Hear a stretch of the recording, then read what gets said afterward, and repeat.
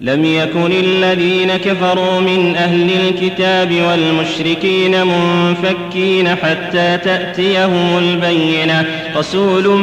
من الله يتلو صحفا مطهرة فيها كتب